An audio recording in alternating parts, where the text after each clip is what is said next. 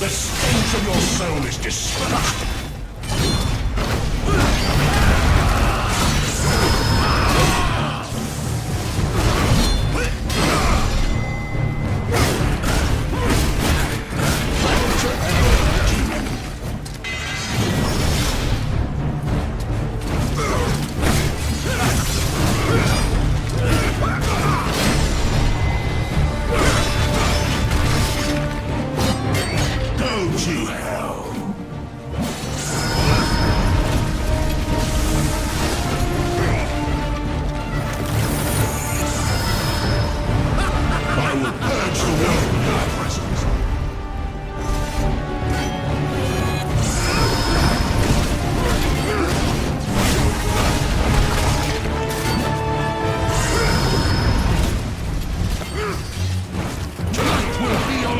Prince of Darkness!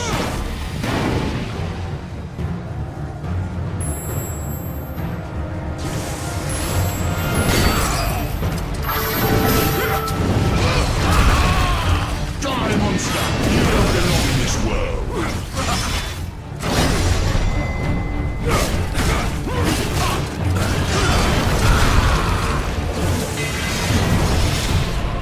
The stench of your soul is disgusting!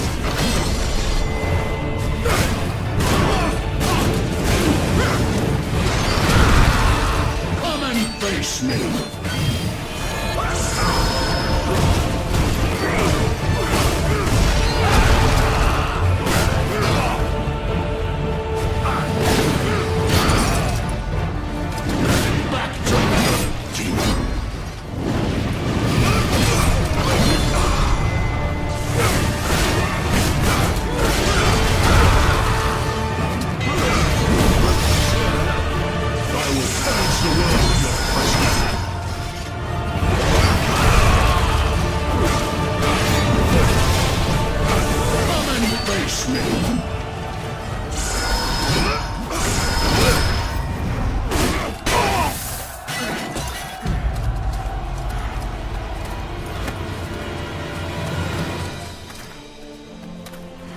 Christus vivit, Christus regnat, Christus ab omni malo te defendat, maledicti et excommunicati daemones, in virtute storum factorum Dei I was nomi. like you once.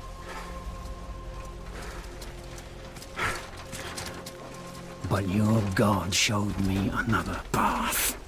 Messias, Emmanuel, Soter, Sabaoth, Agios, Inkyros, Athanatos, Jehovah, Adonai. That's why the power of your God cannot destroy. Because I am his chosen one. Ubi fuerunt haec nomina et digna Dei, praecipimus vobis, ad quae legamus vos ut non habietas.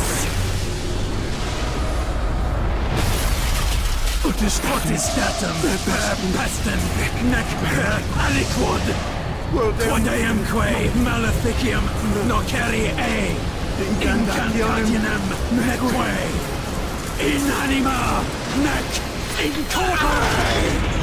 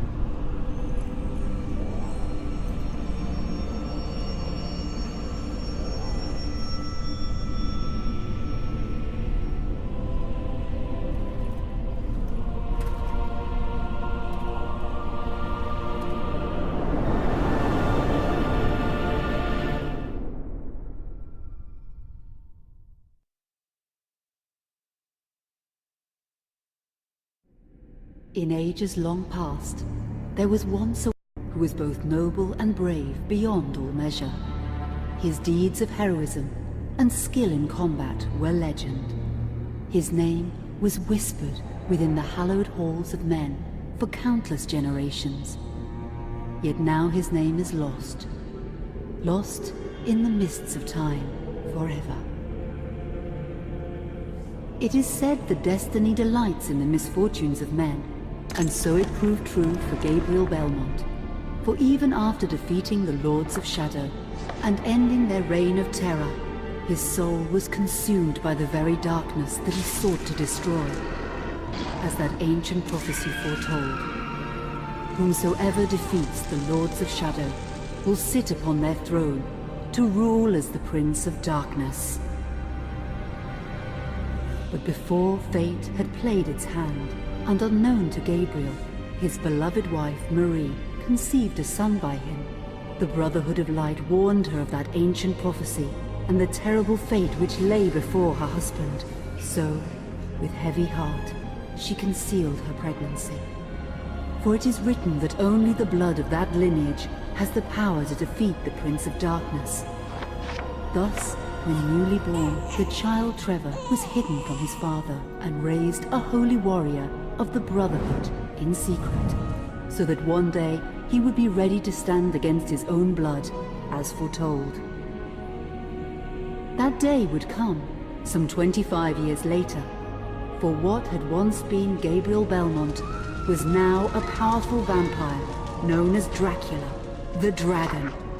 The Brotherhood of Light fought against the onslaught of his dark armies, which laid waste to towns and villages across the land, but to little avail. Trevor was now fully grown to manhood, and the truth of his origin and destiny of the Belmont clan was finally revealed to him. So he set out to confront his father and end his family's shame forever. But Trevor failed and was mortally wounded in the confrontation with his father. He was no match for Dracula's terrible power. Yet, as he lay dying, Trevor finally revealed his true identity.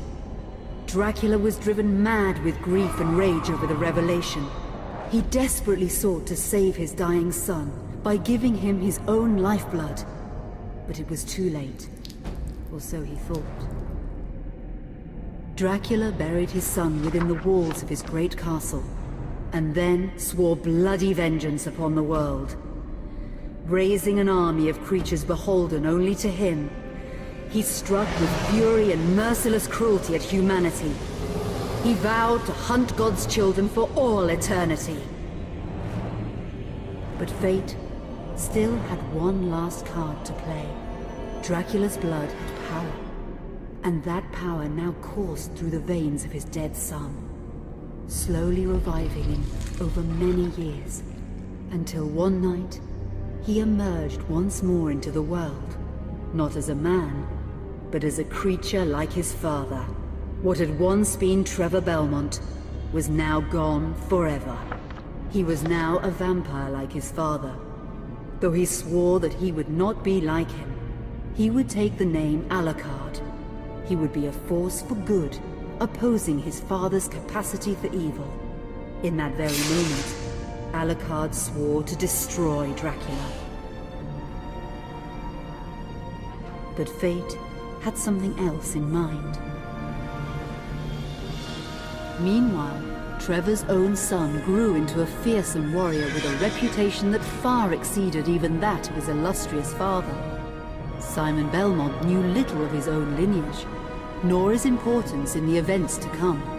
All he knew was that his mother had died at the hands of Dracula's minions when he was but an infant, and his father had been killed in single combat with Dracula. Found and raised by the people of White Mountains, Simon had but one purpose in life: to destroy Dracula for the murder of his parents. After years of training in the arts of war, Simon set off for Dracula's castle and a date with destiny. Once in the castle, Simon met Alucard, and knowing little of the true identity of his companion, joined forces with him.